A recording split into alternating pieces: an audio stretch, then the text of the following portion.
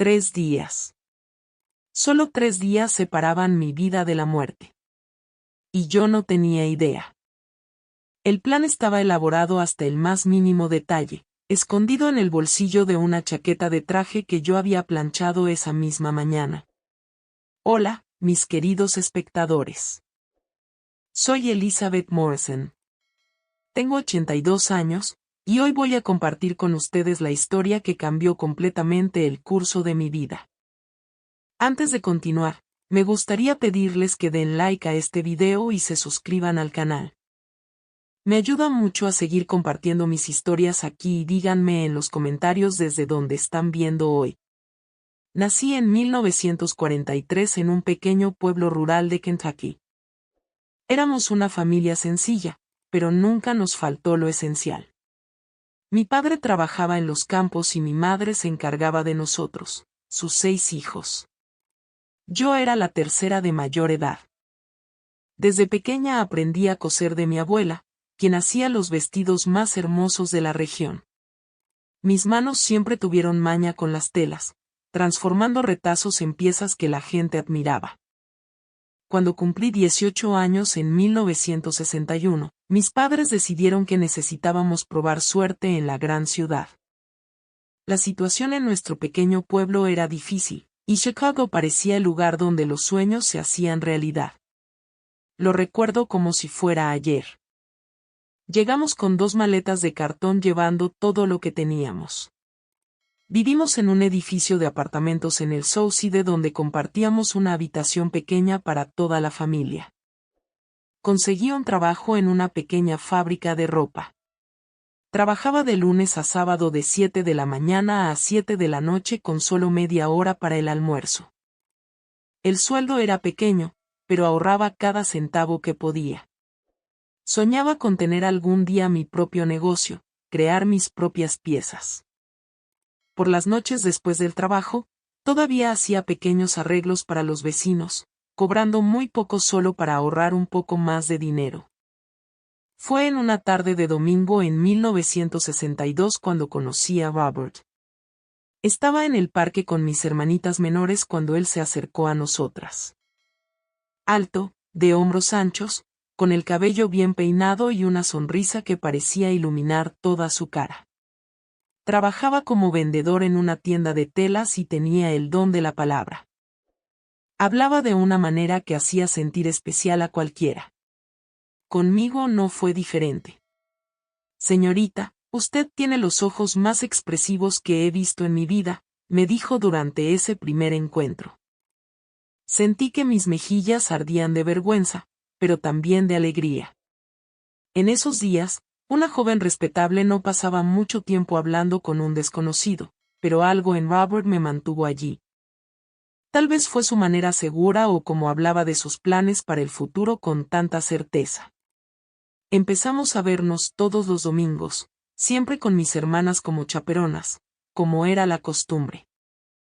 Después de 3 meses, me pidió matrimonio. Mi padre, naturalmente desconfiado, pensó que todo era demasiado rápido. Elizabeth, un hombre con tanta prisa, o está huyendo de algo o tratando de conseguir algo, me dijo. Pero yo estaba enamorada y a los 20 años creía que el amor podía superar cualquier obstáculo. Nos casamos en enero de 1963 en una ceremonia sencilla en la misma iglesia a la que asistíamos. Fue un día feliz lleno de esperanza. Robert había alquilado un pequeño apartamento cerca de la tienda donde trabajaba. Nuestros primeros meses fueron un periodo de adaptación. Yo seguí en la fábrica y en mi tiempo libre hacía ropa a medida para complementar nuestros ingresos. Robert era ambicioso, siempre diciendo que no quería ser empleado para siempre. Algún día, Lizzie, me decía usando mi apodo, vamos a tener nuestro propio negocio. Ya verás. No nacimos para recibir órdenes de otros. En 1964 descubrí que estaba embarazada de nuestro primer hijo, Mark. Fue una alegría inmensa. Robert parecía el hombre más feliz del mundo cuando le di la noticia. Compró una cuna usada que él mismo lijó y pintó de azul. Esa fue la primera vez que vi lágrimas en sus ojos cuando sostuvo a nuestro hijo recién nacido.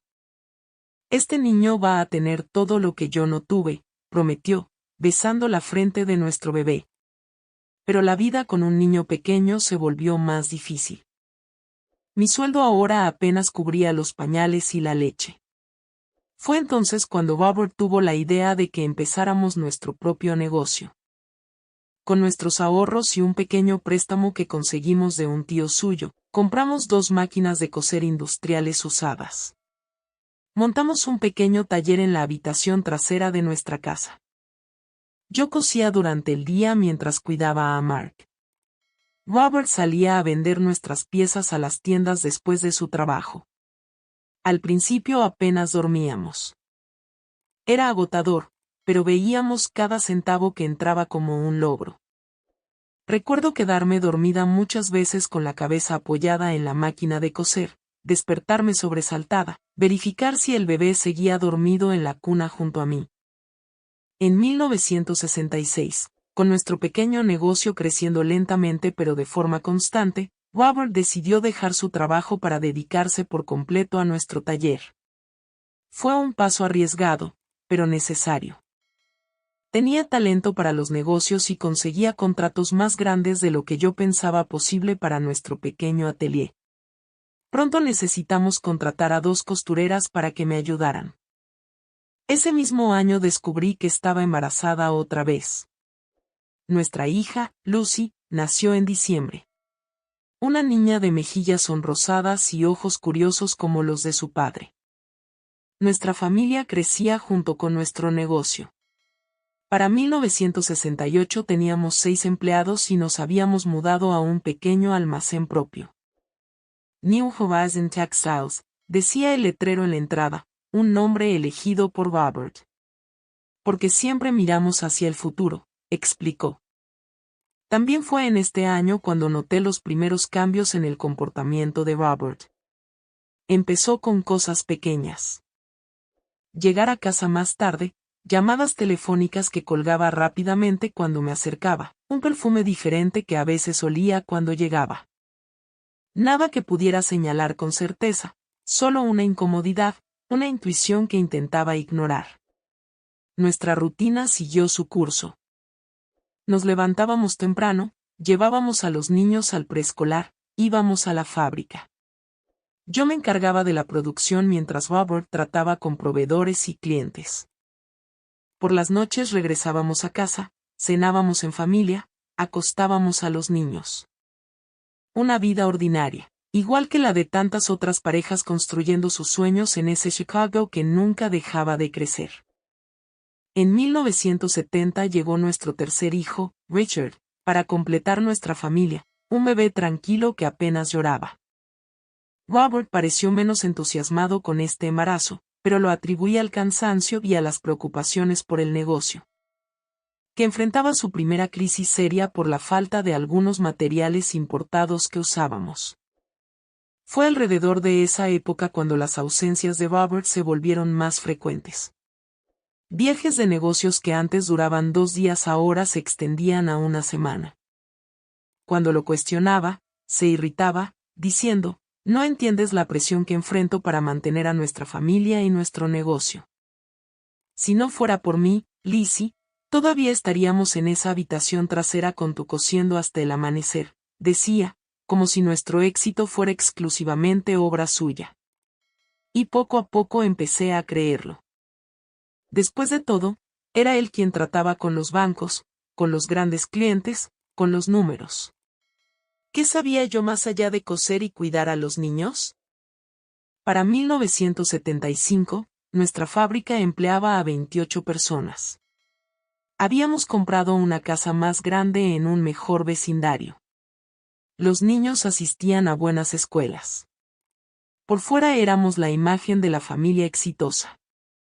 Robert era respetado en la comunidad empresarial local, y yo era vista como la esposa dedicada, madre ejemplar que ayudaba en el negocio familiar. Pero en casa, el silencio crecía entre nosotros.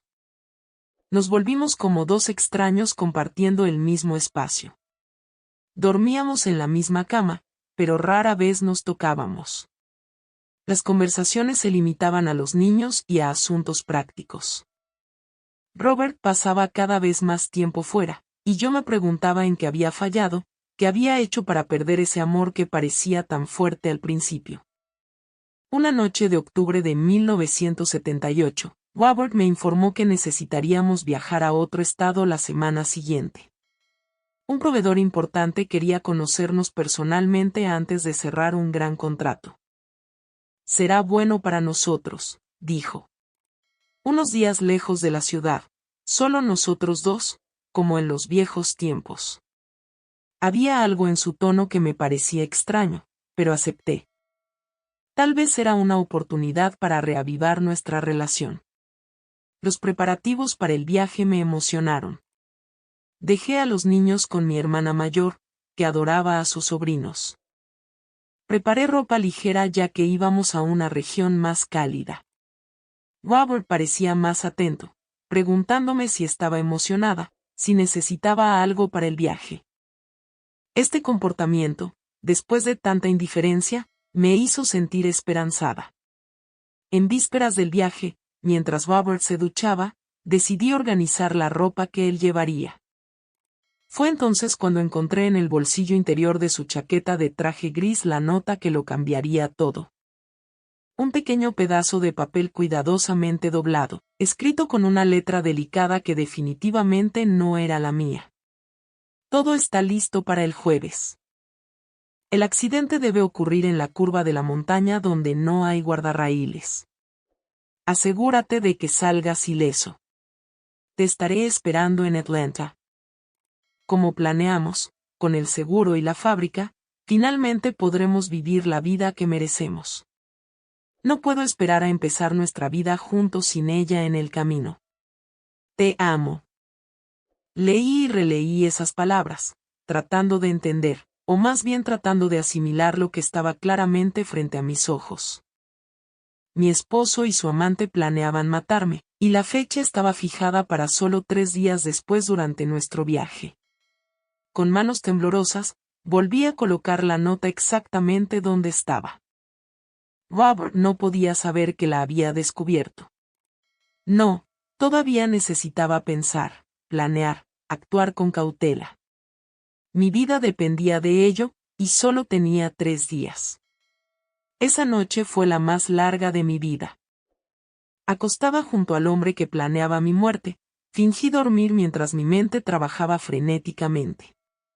Cada ruido en la casa me sobresaltaba. Cada movimiento que Robert hacía en la cama aceleraba mi corazón. ¿Notaría mi respiración irregular? ¿Notaría mis manos frías? Mi cuerpo rígido por el miedo. La luz de la luna entraba por la rendija de la cortina, iluminando su perfil. Observé ese rostro que conocía desde hacía 15 años. El mismo rostro que sonreía a nuestros hijos, que me miraba a los ojos durante nuestras promesas de amor eterno. ¿Cómo podía ahora albergar pensamientos tan oscuros? ¿Cómo podía planear fríamente acabar con mi existencia? Cuando el reloj marcó las 5 de la mañana y los primeros pájaros comenzaron a cantar afuera, tomé mi decisión. No sería una víctima. No dejaría a mis hijos sin madre. Necesitaba actuar, pero con inteligencia. Un paso en falso, y Robert adelantaría sus planes, o peor, incluiría a los niños en ellos. Me levanté en silencio como lo hacía todas las mañanas y preparé el desayuno como si fuera un día normal. Los niños todavía dormían. Cuando Robert apareció en la cocina, hice un esfuerzo por mantener la compostura. ¿Dormiste bien, querido?, pregunté, sirviéndole café. Como piedra, respondió, sonriendo. Esa sonrisa que alguna vez calentaba mi corazón ahora me daba escalofríos. ¿Emocionado por el viaje? Mucho, mentí, devolviéndole la sonrisa. Será bueno salir un poco de la rutina. Ciertamente, dijo, y por un momento pensé que vi algo siniestro en su mirada. O tal vez era solo mi miedo proyectando sombras donde no existían. Después de que Robert se fue a la fábrica, llamé a mi hermano Joe en Baltimore. No podía arriesgarme a usar el teléfono de la fábrica. Robert podría enterarse. Yo era el único en quien confiaba completamente. 3 años mayor que yo, se había convertido en detective de policía después de años como investigador. Necesito verte hoy, dije, tratando de mantener la voz firme. Es urgente, pero no puedo hablar por teléfono. Hubo silencio al otro lado de la línea. Joe siempre había sido perceptivo. Algo grave pasó, ¿verdad?, preguntó. Sí, susurré, mirando alrededor aunque estaba sola en casa. Pero no quiero involucrar a los niños. ¿Puedo ir contigo hoy? Por supuesto. Te estaré esperando. Colgué el teléfono y respiré profundo. El siguiente paso sería inventar una excusa para Robert. Le dije que necesitaba visitar una tienda de accesorios en Baltimore que tenía piezas exclusivas para un vestido especial que estaba haciendo para la esposa de un cliente importante. Era una mentira plausible. Robert sabía cuánto me esforzaba por complacer a los clientes importantes. ¿Vas y regresas hoy?, preguntó cuando llamé a la fábrica. Sí, es rápido, respondí. Estaré de vuelta antes de la cena. ¿Estás segura de que no puedes dejarlo para después de nuestro viaje? Sentí un escalofrío por la espalda. Había una insistencia en su voz que no era normal. Desafortunadamente, no. El pedido es para la próxima semana, inventé. Pero no te preocupes, no interferirá con nuestros preparativos. Aceptó algo a regañadientes. Me vestí con cuidado, eligiendo ropa que normalmente usaría para visitar proveedores. Nada podía despertar sospechas. Antes de salir, entré a la oficina en casa de Robert, y con el corazón latiendo fuerte, busqué más evidencia. En el fondo de un cajón cerrado con llave que abrí con un clip, encontré documentos que confirmaban mis peores temores. Había una póliza de seguro de vida a mi nombre, contratada recientemente, con un valor mucho más alto de lo que sería razonable para nuestra situación. También encontré un testamento nuevo supuestamente firmado por mí, o más bien con mi firma falsificada, donde supuestamente dejaba todo a Robert en caso de mi muerte. En una carpeta aparte estaban las escrituras de la fábrica y la casa, con alteraciones recientes que no recordaba haber firmado. Con manos temblorosas, hice copias de los documentos más importantes, usando el pequeño mimeógrafo que guardábamos para el trabajo de la fábrica. Guardé todo cuidadosamente en mi bolso y salí, pero no antes de besar a mis hijos que regresaban de la escuela para el almuerzo. ¿Sería la última vez que los viera? El pensamiento me aterrorizaba, pero lo aparté. Necesitaba mantenerme fuerte, lúcida. El viaje a Baltimore nunca me pareció tan largo. En el autobús, cada bache, cada parada me hacía mirar por la ventana, temiendo ver el auto de Robert siguiéndome. Cuando finalmente llegué a la comisaría donde trabajaba yo, mis piernas apenas me sostenían. Mi hermano se dio cuenta inmediatamente de que algo andaba muy mal. Me llevó a una habitación privada y cerró la puerta. Dime, Lizzie, ¿qué pasó? Las palabras salieron en un torrente. Le conté sobre la nota, sobre los documentos que había encontrado, sobre el viaje planeado. Le mostré las copias que había hecho. Joe escuchó en silencio, su rostro volviéndose más serio con cada minuto. ¿Estás segura de esto?, preguntó cuando terminé. Es una acusación muy seria. Lo estoy, respondí, sintiendo una lágrima correr por mi mejilla. Por favor, Joe, tienes que creerme. No estoy loca. Va a matarme si voy en ese viaje. Joe examinó los documentos pensativamente. El seguro por sí solo es sospechoso, comentó. Y esta firma en el testamento no se parece mucho a la tuya, pero necesitamos más evidencia para atraparlo. ¿Más evidencia?, exclamé incrédula. ¿Qué más necesitas? ¿Una confesión por escrito? Eso sería ideal, respondió sin humor. Mira, Lizzie, conozco bien este tipo de casos.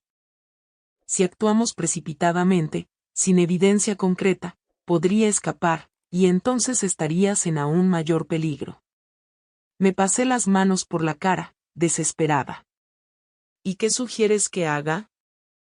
¿Ir en el viaje y esperar a que me empuje por un precipicio?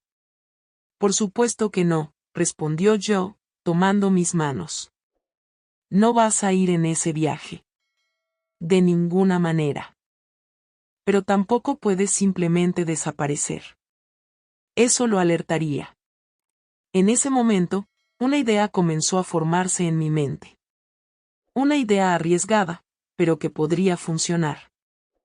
¿Y si, comencé titubeante, y si fingiera no saber nada pero creara una situación en la que él necesitara posponer sus planes? Joe me miró con interés. ¿Qué tipo de situación? No estoy segura todavía, confesé, pero tiene que ser algo que no levante sospechas, algo que parezca completamente natural. Pasamos las siguientes horas desarrollando un plan. Joe usaría sus contactos para investigar más a fondo las finanzas de Robert, y esto provenía de la nota. Yo, por mi parte, arreglaría una razón para posponer el viaje sin levantar sospechas. Cuando salí de la comisaría, ya era casi de noche. Joe insistió en acompañarme hasta la parada del autobús. ¿Estás segura de que no quieres quedarte aquí conmigo y Teresa?, preguntó, mencionando a su esposa. Sería más seguro. No puedo, respondí. Los niños están en casa, y si desaparezco así, Robert sospechará algo. Necesito mantener las apariencias hasta que tengamos un plan concreto. En el autobús de regreso, mentalmente elaboré lo que le diría a Robert. Decidí que usaría a nuestro hijo menor como excusa. Richard, con solo 8 años, había presentado fiebres inexplicables en los últimos meses. Nada grave, según los médicos, pero suficiente para darme una justificación plausible. Cuando llegué a casa, Robert ya estaba allí ayudando a los chicos con sus tareas. Una escena tan normal, tan familiar, que por un momento dudé si lo había imaginado todo. Pero entonces vi la chaqueta de traje gris colgando en el perchero del pasillo y la realidad me golpeó de nuevo. ¿Conseguiste lo que necesitabas en Baltimore?, preguntó casualmente. Sí, respondí, forzando una sonrisa. E incluso tuve tiempo de visitar a Teresa y a Joe. Hacía tiempo que no los veía. Algo brilló en sus ojos. Preocupación, enojo. Pero desapareció rápidamente. Bien, dijo, volviendo su atención a los libros escolares. La cena está casi lista. Lucy está terminando de prepararla. Esa noche, mientras servía la cena y escuchaba las historias de los niños sobre su día en la escuela, me sentía como una actriz en un escenario extraño. Cada gesto, cada palabra, cada sonrisa estaba calculada. Necesitaba parecer normal, despreocupada. Robert me observaba más de lo usual. ¿O era solo mi imaginación? Después de que los niños se fueron a la cama, se sentó conmigo en la sala, un vaso de brandy en la mano, un hábito reciente que nunca había aprobado. Entonces, ¿estás todo listo para el viaje? Nos vamos pasado mañana, comentó, observándome por encima de su vaso. Este era el momento. Respiré profundo. En realidad, comencé, tratando de sonar natural. Me preguntaba si podríamos posponerlo por una semana. Él se tensó visiblemente. ¿Posponerlo? ¿Por qué? Es Richard, expliqué, agradecida de que mi voz no temblara. Hoy, cuando llegué a casa, volvió a tener fiebre. Estoy preocupada. ¿Y si es esa mononucleosis? El doctor lo mencionó, no me sentiría bien viajando y dejándolo así. Los niños estarán bien con tu hermana, argumentó Robert. Un dejo de irritación en su voz. Y es solo un poco de fiebre. Te preocupas demasiado. Aún así, insistí, firme pero suave. Prefiero posponerlo solo por una semana. Quiero asegurarme de que esté bien antes de viajar. Robert me miró fijamente por un largo momento. Mantuve su mirada, aunque por dentro temblaba. Finalmente, suspiró. Está bien, concedió, pero noté su disgusto. Llamaré a Wilson mañana y reprogramaré, pero solo una semana, Lizzie. Este contrato es demasiado importante para que lo perdamos. Por supuesto, querido, acepté, sintiendo un alivio momentáneo. Había ganado tiempo, poco pero precioso. Esa noche, de nuevo, fingí dormir mientras planeaba mi siguiente paso. La semana extra que había conseguido sería crucial. Yo necesitaría este tiempo para reunir la evidencia necesaria, y yo lo necesitaría para fortalecer mi coraje, porque en el fondo sabía que la verdadera batalla aún estaba por venir. A mi lado, Robert dormía plácidamente, sin saber que su plan perfecto comenzaba a desmoronarse. Y yo, por primera vez desde que encontré esa fatídica nota, me permití un atisbo de esperanza. Sobreviviría a esto por mí misma, por mis hijos y, tal vez, solo tal vez, saldría más fuerte del otro lado de esta oscuridad. Los días siguientes fueron un ejercicio de autocontrol que nunca imaginé ser capaz de hacer. Cada desayuno, cada cena familiar, cada conversación casual con Robert era como caminar sobre vidrios rotos. Sonreía cuando quería gritar. Fingía normalidad cuando por dentro temblaba de miedo y rabia. Richard, mi menor, sin saberlo, se convirtió en mi coartada. Le pedí a mi amiga Dorothy, enfermera en la clínica de salud, que me ayudara. Ella vendría diariamente y, delante de Robert, examinaría al niño y hablaría de síntomas que necesitábamos monitorear.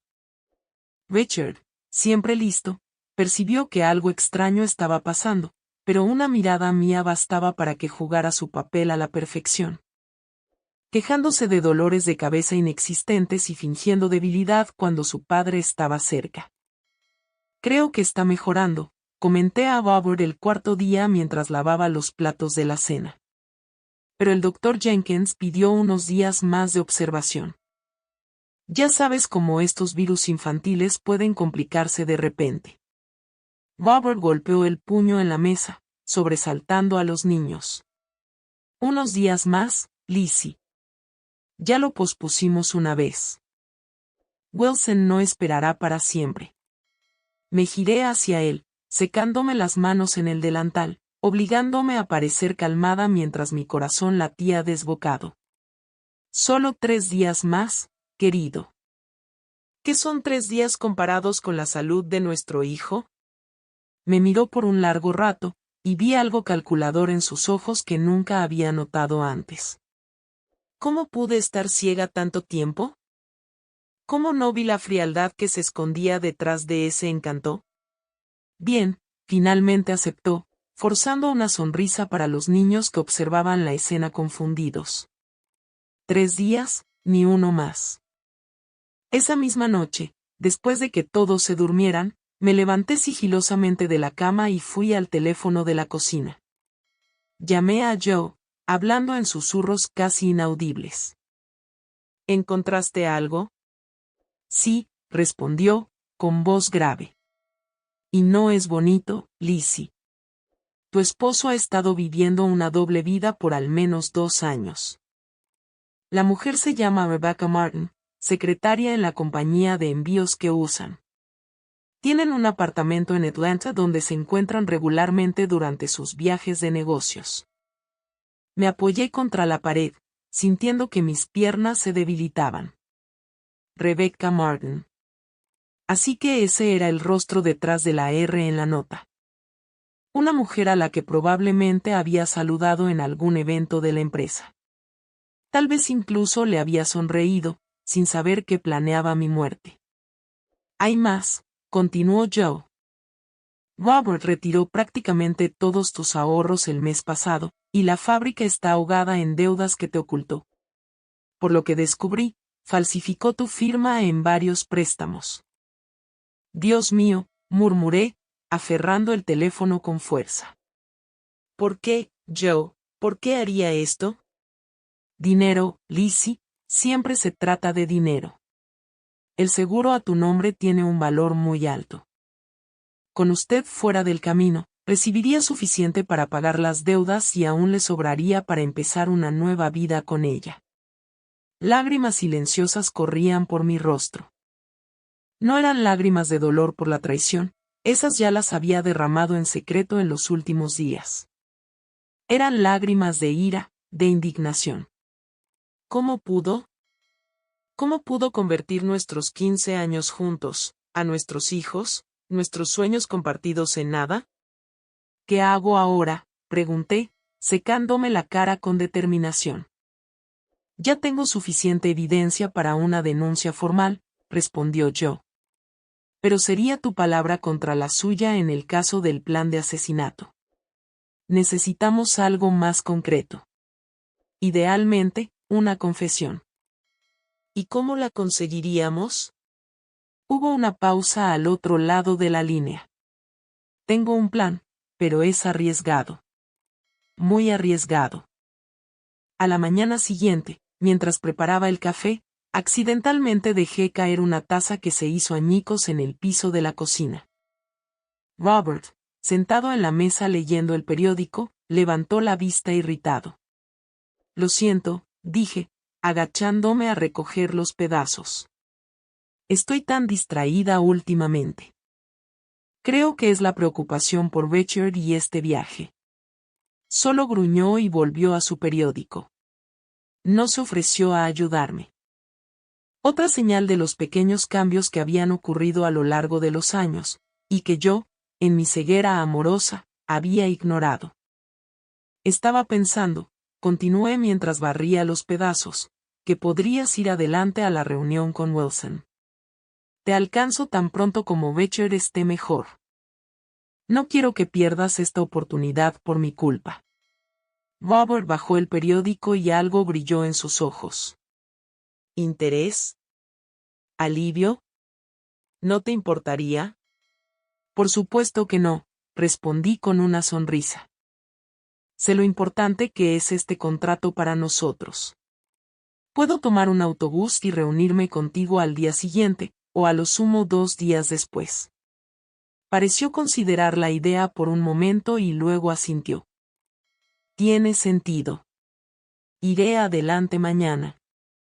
Arreglaré los detalles iniciales con Wilson, y tú puedes unirte después. El camino de montaña es peligroso, pero Dave puede llevarte.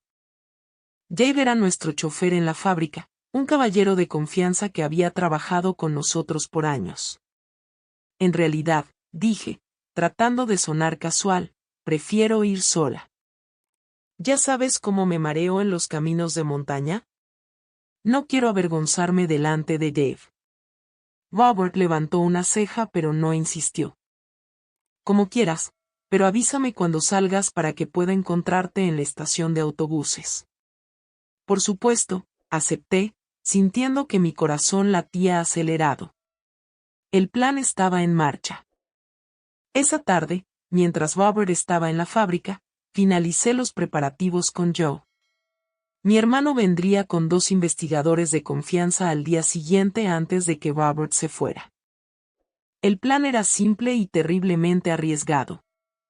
Confrontaría a Robert sobre la nota y los descubrimientos con Joe y la policía escondidos en la habitación contigua grabando todo. Si confiesa, tendremos evidencia para arrestarlo, explicó Joe. Si no, estaré en aún mayor peligro, completé, sintiendo el peso de la situación. ¿Pero qué opción tenemos? Esa noche apenas dormí. Cada vez que cerraba los ojos, veía el rostro de Robert transformado en una máscara de odio.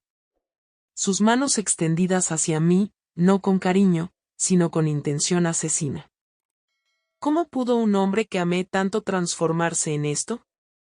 Cuando el sol finalmente salió, Ya estaba despierta. Preparé un desayuno especial. Huevos, tocino, pan fresco, el favorito de Robert. Sería nuestra última comida juntos, de una forma u otra. Los niños ya se habían ido a la escuela. Había insistido en que Richard estaba lo suficientemente bien para ir, a pesar de las protestas de Robert. No quería que presenciaran lo que vendría. Joe llegó a las 9, acompañado de 2 hombres vestidos discretamente de civil. Instalaron rápidamente una grabadora en la habitación junto a la sala y se posicionaron, invisibles pero alerta. Mi hermano tomó mis manos frías entre las suyas. ¿Estás segura de esto, Lizzie? Todavía podemos encontrar otra forma. No, respondí, sintiendo una extraña calma envolviéndome. Necesito terminar con esto hoy. No viviré otro día con este miedo. Cuando el auto de Robert se estacionó en la entrada, yo y los demás se escondieron. Me quedé en la sala, con las manos cruzadas en el regazo, la nota incriminatoria en el centro de la mesa. Escuché la puerta abrirse, los pasos familiares en el pasillo. Lizzie, me voy. Solo vine a buscar la carpeta de documentos. La olvidé.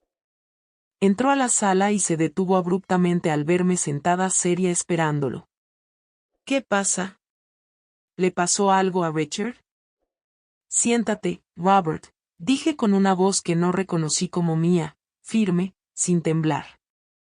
No tengo tiempo para esto ahora, Lizzie. El tren sale en 1 hora.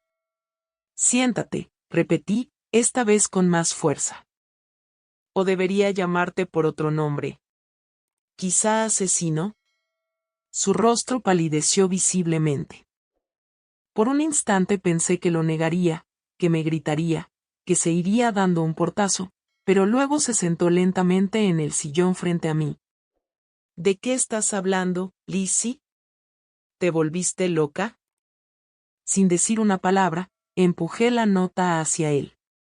Sus ojos bajaron al papel y luego volvieron a mí, ahora helados, calculadores. ¿Dónde encontraste esto? En el bolsillo de tu chaqueta, respondí, en vísperas de nuestro supuesto viaje a visitar a un proveedor, un viaje del que planeas regresar solo. Un silencio pesado cayó sobre nosotros. Robert parecía calcular sus opciones, sus ojos yendo de la puerta a mí y a la nota. Esto es absurdo, dijo finalmente, forzando una risa. Esta nota podría significar cualquier cosa. Lo estás interpretando todo mal. Como siempre, esa imaginación tuya. No estoy imaginando la póliza de seguro de vida millonaria que contrataste a mi nombre, lo interrumpí, ni el testamento con mi firma falsificada, ni las reuniones con Rebecca Martin en Atlanta. Se levantó abruptamente, su rostro contorsionado en una máscara de furia que nunca había visto antes. ¿Has estado espiándome? ¿Quién te dio ese derecho? El mismo derecho que te diste tú para planear mi muerte, respondí sin retroceder. 15 años juntos, Robert. 3 hijos. ¿Y ibas a empujarme por un precipicio como si no fuera nada? Se pasó las manos por el cabello, visiblemente agitado. No entiendes nada, Lizzie. Nada. La fábrica se está ahogando en deudas. Tenemos acreedores golpeando a la puerta. En unos meses, lo perderemos todo. ¿Todo? ¿Y la solución era matarme?, pregunté incrédula. ¿Por qué? ¿Por dinero? ¿Por ella? ¿Por ambos? Gritó, golpeando la mesa con el puño. Por mí. Por ti, por nuestros hijos. El seguro pagaría todas las deudas. Sobraría suficiente para que los niños tuvieran una buena educación. Mientras tú vivías feliz con tu amante, completé amargamente. Se acercó, sus ojos brillando con una mezcla de ira y desesperación. Fue ella quien lo sugirió, ¿sabes?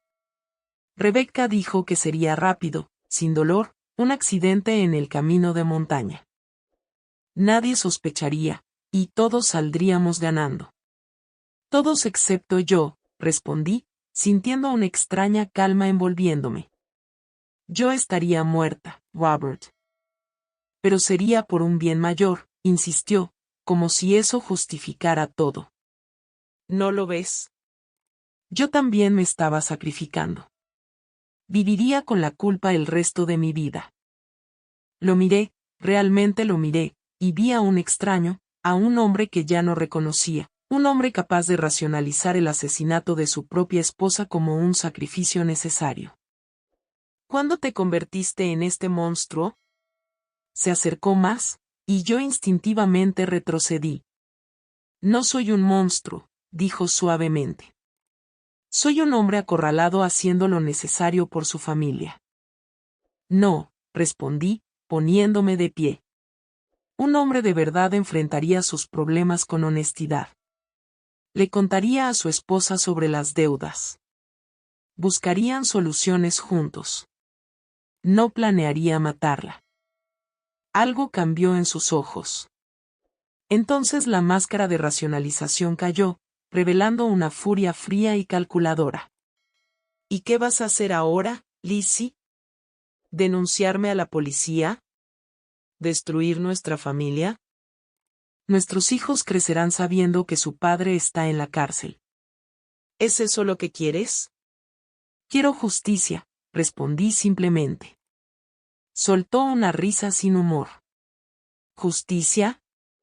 No seas ingenua. Es tu palabra contra la mía. Esta nota podría ser sobre cualquier cosa. ¿Y quién te creería? ¿Una simple ama de casa histérica contra mí? ¿Un empresario respetado? Me tocó sonreír a mí, aunque sin alegría. No es mi palabra contra la tuya, Robert. Es tu propia confesión. En ese momento, como habíamos acordado, yo y los dos investigadores salieron de la habitación, con la grabadora en mano. Robert palideció, mirando de uno a otro como un animal acorralado. Tú, comenzó, volviéndose hacia mí, con los puños apretados. Yo dio un paso adelante, colocándose entre nosotros. Ni lo pienses, advirtió, con voz dura como el acero. Ya estás en suficientes problemas. Intento de homicidio, falsificación de documentos, fraude. ¿Quieres agregar agresión a un oficial a la lista? Los momentos siguientes fueron un borrón. Robert intentó escapar, pero los investigadores fueron más rápidos.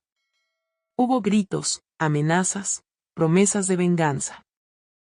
Lo observé todo como si estuviera fuera de mi cuerpo, en un extraño estado de entumecimiento.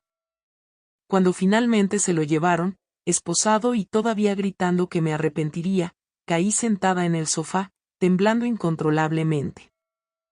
Jo se sentó a mi lado, poniendo su brazo alrededor de mis hombros. Se acabó, Lizzie, murmuró. Lo lograste. Estás a salvo ahora. Pero ambos sabíamos que no se había acabado. En muchos sentidos, era solo el comienzo. Había niños que proteger, la verdad que explicar, un negocio ahogado en deudas que salvar, toda una vida que reconstruir. Miré por la ventana, viendo el auto de policía alejarse, llevándose al hombre que una vez juró amarme hasta que la muerte nos separara. La muerte casi nos separó, de hecho, pero no de la forma en que él había planeado. En ese momento, me hice una promesa a mí misma. Sobreviviría a esto también. Transformaría esta tragedia en fuerza, esta traición en una lección para mí, para mis hijos, para el futuro. Todavía teníamos derecho a construir. El camino sería largo y doloroso, pero lo recorrería paso a paso. Esa noche, con Robert en la cárcel y la realidad de nuestra situación expuesta como una herida abierta, me senté en la cocina vacía, esperando a que mis hijos regresaran de la casa de mi hermana. El silencio era ensordecedor. 15 años de matrimonio, toda una vida construida juntos, se derrumbaron en cuestión de días. ¿Cómo les diría a los niños? ¿Qué les diría para explicar por qué su padre no volvería a casa? Mark tenía 14, Lucy 12 y el pequeño Richard solo 8. Demasiado jóvenes para entender la monstruosidad de lo que había pasado, pero lo suficientemente grandes para sentir el dolor de la ausencia, el estigma, las preguntas inevitables. Cuando los tres entraron por la puerta, con los rostros animados por una tarde de juegos con sus primos, mi corazón se apretó. Los llamé cerca. Nos sentamos en la sala y, con palabras simples y cuidadosamente elegidas, les dije que su padre había hecho cosas malas. Cosas que habían herido a nuestra familia y que necesitaría estar lejos por un tiempo. ¿Ya no nos quiere?, preguntó Becher con lágrimas en los ojos. El amor es complicado, respondí, acariciando su cabello. A veces las personas toman decisiones equivocadas incluso amando. Pero yo los amo lo suficiente por los dos, y estaremos bien. Lo prometo. Mark, siempre el más observador, me miró con una intensidad que sugería que entendía más de lo que había dicho. Lucy lloraba en silencio, abrazando su osito de peluche ya desgastado. Esa noche fue la primera de muchas en las que todos dormimos juntos en mi cama grande, como cachorros, buscando calor y seguridad. A la mañana siguiente, la realidad práctica de nuestra situación me golpeó con toda su fuerza. Joe llegó temprano, trayendo los documentos de la fábrica que había logrado recuperar de los archivos de Robert. La situación es peor de lo que pensábamos, Lizzie, explicó, extendiendo los papeles sobre la mesa de la cocina. Robert no solo tomó préstamos, desvió dinero, dejó de pagar a proveedores, evadió impuestos. La fábrica está prácticamente en quiebra. Miré los números, los términos legales complejos, sintiéndome hundir en una arena movediza de desesperación. ¿Cómo podría yo, que solo sabía coser y manejar la casa, enfrentar todo eso? Tal vez sea mejor vender lo que queda, sugirió yo con suavidad. Liquidar tantas deudas como sea posible y empezar de cero. Vender, repetí, la palabra sonando extraña en mi boca. Vender la fábrica que construimos con tanto sacrificio, que sostiene no solo a nuestra familia sino a las familias de 28 empleados más. No, Joe, tiene que haber otra forma. Me miró con una mezcla de admiración y preocupación. Lizzie, no tienes experiencia en gestión, en finanzas. ¿Cómo pretendes salvar un negocio al borde de la quiebra? Levanté la barbilla, sintiendo una determinación feroz nacer dentro de mí. Aprenderé. Siempre he sido rápida para aprender. En los días siguientes, transformé la sala en una oficina improvisada. Contraté al contador de la fábrica, el señor Van Oz, un caballero mayor que siempre me había tratado con respeto, para que me enseñara los básicos de contabilidad y gestión. Pasaba las noches estudiando mientras los niños dormían, absorbiendo términos y conceptos que antes me parecían tan lejanos a mi mundo. La primera visita a la fábrica después del arresto de Robert fue una prueba de fuego. Los empleados me miraban con una mezcla de lástima y desconfianza. Algunos susurraban cuando pasaba. Otros, más leales a Robert, apenas disimulaban su desprecio por esta mujer que se atrevía a entrar en el territorio masculino de los negocios. Reuní a todos en el almacén principal. Mis manos temblaban, pero mi voz se mantuvo firme. Sé lo que están pensando, comencé.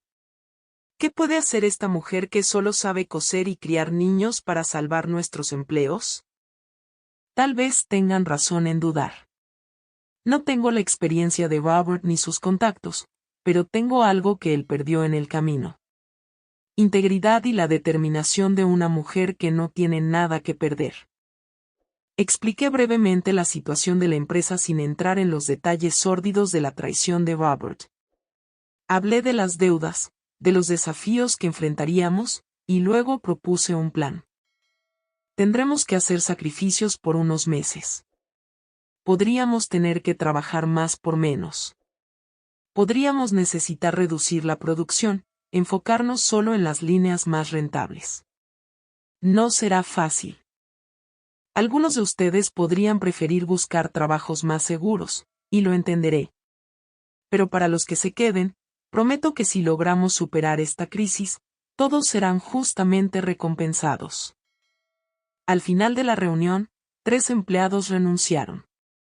Los otros 25 decidieron quedarse. Muchos de ellos, las mismas mujeres que años atrás me habían enseñado los secretos de la costura industrial, que habían aplaudido cuando di a luz a mis hijos, ahora me miraban no con lástima, sino con una nueva forma de respeto. El año 1979 fue el más duro de mi vida.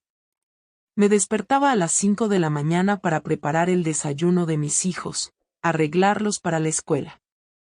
Trabajaba en la fábrica hasta el anochecer, a menudo cosiendo junto a las trabajadoras cuando faltaba personal. Regresaba a casa, ayudaba con las tareas, preparaba la cena y luego, cuando todos dormían, estudiaba balances, propuestas, estrategias de renegociación de deudas. El divorcio fue otro desafío. En esos días, una mujer divorciada cargaba un estigma pesado, especialmente en nuestro círculo social conservador. Vecinos que antes me invitaban a tomar café por la tarde ahora cruzaban la calle para evitar encontrarse conmigo. Madres de los compañeros de escuela de mis hijos olvidaban incluirlos en fiestas de cumpleaños. El párroco me sugirió que reconsiderara mi decisión, como si perdonar un intento de asesinato fuera una virtud cristiana. Pero por cada puerta que se cerraba, otra se abría. Descubrí una red de apoyo inesperada. Mujeres que habían pasado por situaciones similares, aunque rara vez tan extremas. Comerciantes locales que ofrecían pequeños descuentos o plazos extendidos. La maestra de Mark, que comenzó a darle clases extra de matemáticas al niño, reconociendo en él un talento que su propio padre nunca había notado. En la fábrica, implementé cambios que Robert siempre había resistido. Creamos una línea de ropa infantil usando retazos que antes se desechaban. Una sugerencia de Lucy, que amaba la ropa colorida que le hacía para sus muñecas. Rediseñé el sistema de comisiones, ofreciendo incentivos a quienes traían nuevos clientes o ideas innovadoras. Y lo más importante, traje mi experiencia femenina a un negocio que bajo la gestión de Robert ignoraba completamente las necesidades reales de las mujeres que compraban nuestra ropa. ¿Por qué los bolsillos en los vestidos son tan pequeños?, pregunté una vez en una reunión de diseño. Porque es más elegante, respondió el diseñador, repitiendo lo que siempre había oído de Robert. ¿Pero es práctico? Una mujer que trabaja, que tiene hijos, necesita llevar cosas. Esa simple pregunta llevó a una reformulación completa de nuestra línea femenina. Bolsillos funcionales, telas que no se arrugaban fácilmente, detalles que facilitaban la lactancia para madres jóvenes. Poco a poco, contra todo pronóstico, la fábrica comenzó a recuperarse. No sin tropiezos, por supuesto. Hubo meses en los que apenas podíamos pagar a los proveedores. Noches en las que lloraba, escondida en el baño, aterrorizada por la posibilidad de fallar, de perderlo todo, de no poder mantener a mis hijos. El juicio de Robert tuvo lugar a mediados de 1980. Fue una prueba adicional, revivir todo de nuevo, enfrentar las miradas curiosas, las preguntas invasivas. Fue sentenciado a 12 años de prisión por intento de homicidio calificado y varios delitos financieros. Rebecca Martin, su amante, recibió una sentencia menor como cómplice, pero suficiente para asegurar que ambos estuvieran fuera de nuestras vidas por un buen tiempo. Los niños reaccionaron de formas diferentes. Mark, el mayor, se convirtió en mi mano derecha en la fábrica, mostrando una aptitud sorprendente para los números y los negocios. Lucy se volcó al arte, transformando su dolor en dibujos hermosos que luego decorarían nuestros empaques. Richard, demasiado pequeño para entenderlo todo, alternaba entre momentos de enojo y una profunda añoranza por su padre. En 1982 recibí una oferta para comprar la fábrica por una cantidad considerable. Un empresario de Nueva York había oído hablar de nuestra innovadora línea infantil y quería incorporarla a su cadena de tiendas. La oferta era tentadora, suficiente dinero para pagar todas las deudas restantes y aún vivir cómodamente por años. Llamé a mis hijos y a los empleados más antiguos a una reunión. Expliqué la propuesta, los pros y los contras. ¿Qué piensan?, pregunté genuinamente interesada en sus opiniones. Vender significaría seguridad financiera, ponderó Mark, siempre práctico. Pero la fábrica es nuestra vida, argumentó Lucy. Es más que solo un negocio. Una de las costureras más antiguas, la señora Peterson, que me había enseñado mis primeras puntadas cuando entré al taller tantos años atrás, levantó tímidamente la mano. Tú construiste esto desde cero 2 veces, dijo. Primero con él, y luego sola cuando todos pensaban que no lo lograrías. Esta fábrica es tu testimonio, señora Morrison. No tiene precio. Sus palabras tocaron algo profundo en mí. Rechacé la oferta. En cambio, propuse una asociación. El empresario vendería nuestra línea infantil en sus tiendas, pero la producción permanecería con nosotros, permitiéndonos expandirnos sin perder el control. Fue la decisión correcta. En los años siguientes, New Horizon Textiles, que renombré Phoenix Apparel en 1983, simbolizando nuestro renacimiento de las cenizas, creció de manera constante y sostenible.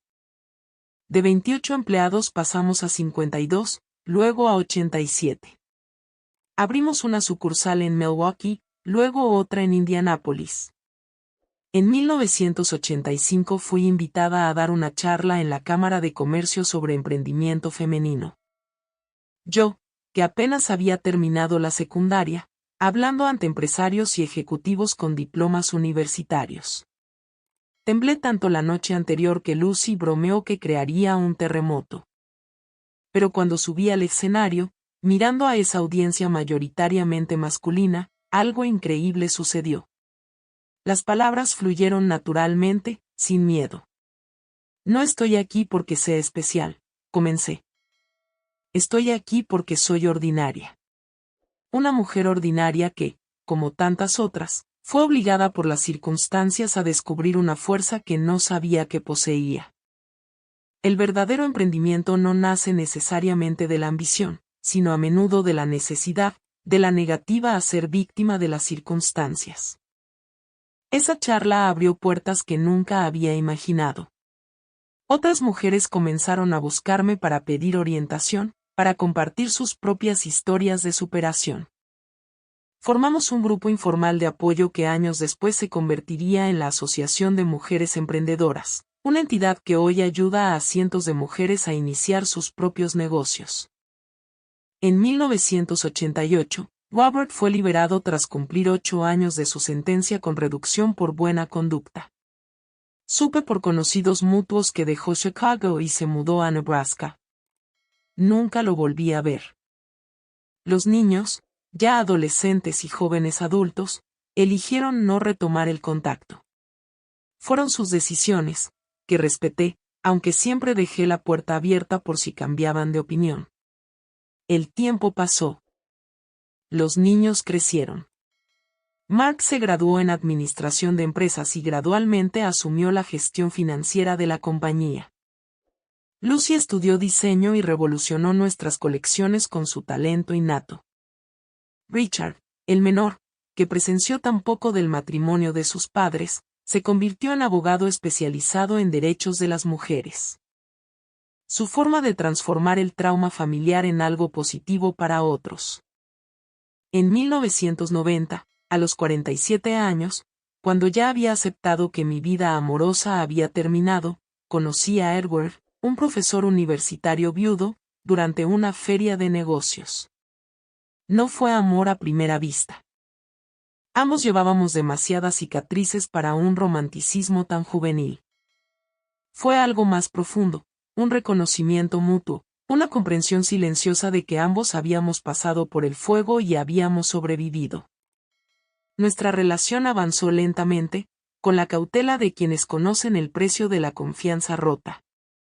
Nos casamos en 1992 en una ceremonia sencilla solo para familia y amigos cercanos. Edward nunca intentó reemplazar a Robert como padre. Los niños ya eran adultos, después de todo. En cambio, se convirtió en un amigo, un consejero, alguien en quien podían confiar sin las complicaciones del pasado. Mirando hacia atrás ahora a los 82 años, veo que esos 3 días, los 3 días que separaban mi vida de la muerte planeada por mi esposo, fueron en realidad el comienzo, no el final. El comienzo de un viaje que me llevó a lugares que nunca imaginé. Que me obligó a crecer, a aprender, a descubrir capacidades que no sabía que poseía. No digo esto para romantizar el trauma. No hay nada romántico en la traición, en la violencia, en la destrucción de una familia. Lo digo porque aprendí que a veces es precisamente cuando todo parece perdido que descubrimos quiénes somos realmente y de qué somos capaces. Si me hubieran preguntado cuando era joven qué esperaba de la vida al llegar a los 80, nunca habría imaginado estar aquí compartiendo mi historia con tantas personas. Nunca habría predicho la paz que encontré después de tanta turbulencia. Y ciertamente no habría imaginado que esos 3 días de terror se transformarían en la fuerza impulsora que guiaría toda mi existencia posterior. Los primeros años 2000 trajeron nuevos desafíos. La globalización golpeó duramente al sector textil estadounidense. De repente, estábamos compitiendo con productos chinos a precios que ni siquiera podíamos soñar con igualar. Muchas fábricas tradicionales cerraron sus puertas, incapaces de adaptarse a los nuevos tiempos. Phoenix, sin embargo, honró una vez más su nombre. Mark, mi primogénito, que entonces dirigía las operaciones financieras, propuso una reestructuración radical. No podemos competir en volumen y precio, mamá, explicó durante una tensa reunión familiar. Pero podemos destacar en calidad, exclusividad y propósito. Fue el comienzo de nuestra transición a un modelo de negocio más sostenible. Comenzamos a trabajar exclusivamente con algodón orgánico y materiales ambientalmente responsables mucho antes de que se convirtiera en una tendencia. Redujimos el volumen de producción pero aumentamos el valor agregado de cada pieza. Implementamos un programa de capacitación para mujeres en situaciones vulnerables, ofreciendo no solo empleo sino carreras. Lucy, que se había convertido en una diseñadora respetada a nivel nacional, creó una línea especial llamada Rivers. Cada pieza contaba una historia de superación, y parte de las ganancias se destinaba a organizaciones que apoyaban a mujeres víctimas de violencia doméstica. El proyecto ganó premios internacionales y trajo una visibilidad que nunca buscamos activamente, pero que terminó fortaleciendo aún más nuestra marca. Richard, mi menor, el abogado, estableció la Fundación New Horizon, una entidad sin fines de lucro dedicada a ofrecer asistencia legal gratuita a mujeres en riesgo. Si mi madre hubiera tenido este apoyo, solía decir en sus conferencias, tal vez su camino habría sido menos solitario. En 2005 recibí una llamada que removió viejas heridas. Era el abogado de Robert informándome de su muerte. Un accidente automovilístico en las montañas de Nebraska. Irónicamente, similar a lo que él había planeado para mí décadas atrás. Por un momento no supe cómo reaccionar. No sentí alegría ni una profunda tristeza, solo una extraña sensación de cierre. Compartí la noticia con mis hijos individualmente, respetando el derecho de cada uno a procesar la información a su manera. Mark recibió la noticia con un asentimiento silencioso. Lucy lloró, no por el padre que conoció, sino por el padre que pudo haber sido. Richard, que guardaba pocos recuerdos reales de Robert, pareció el más afectado. Tal vez porque la muerte sellaba definitivamente la imposibilidad de una reconciliación que en el fondo siempre había deseado. Decidimos juntos asistir al funeral, No por obligación social ni por apariencias, sino para cerrar ese capítulo con dignidad. La ceremonia fue pequeña. Robert aparentemente había llevado una vida discreta después de la prisión. Rebecca, la antigua amante, no estuvo presente. Más tarde supe que se habían separado unos meses después de su liberación. Algunas personas me miraron con curiosidad, otras con incomodidad. Permanecí serena, tomada de la mano de Edward, mi segundo esposo, cuya presencia silenciosa era mi puerto seguro. De vuelta en Chicago, sentí una ligereza inesperada, como si un peso invisible hubiera sido removido. No era perdón. Nunca encontré en mí la capacidad de perdonar completamente lo que había hecho. Era algo diferente, más complejo, una aceptación. Tal vez la comprensión de que esa parte de mi historia, por dolorosa que fuera, ya no tenía poder sobre mi presente ni mi futuro. En 2008, a los 65 años, decidí retirarme gradualmente de la gestión activa de la empresa. No fue una decisión fácil. Phoenix se había convertido en mi identidad durante tanto tiempo que temía perderme sin ella. Pero Edward, con su callada sabiduría, me recordó: tú no eres la fábrica, Lizzie. La fábrica es solo una de las muchas cosas que has construido. La transición fue meticulosamente planeada. Mark asumió la presidencia con Lucy como directora creativa. Richard permaneció exclusivamente en la fundación, pero participó activamente en el consejo asesor de la empresa. Creé para mí el rol de guardiana de valores, una posición que me permitió seguir contribuyendo con mi experiencia sin interferir en las decisiones diarias de la nueva generación. Este retiro abrió espacio para nuevos descubrimientos. Volví a estudiar formalmente, cumpliendo un viejo sueño de completar la secundaria. Para sorpresa de todos, incluida la mía, no me detuve ahí. A los 67 años ingresé a la universidad para estudiar historia.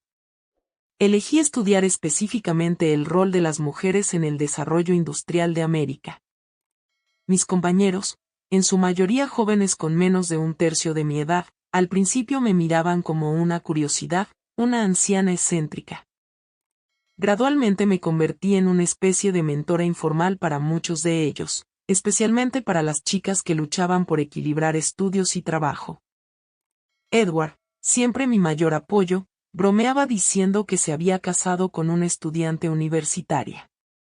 Su apoyo fue fundamental cuando en 2012 recibí un diagnóstico de cáncer de mama.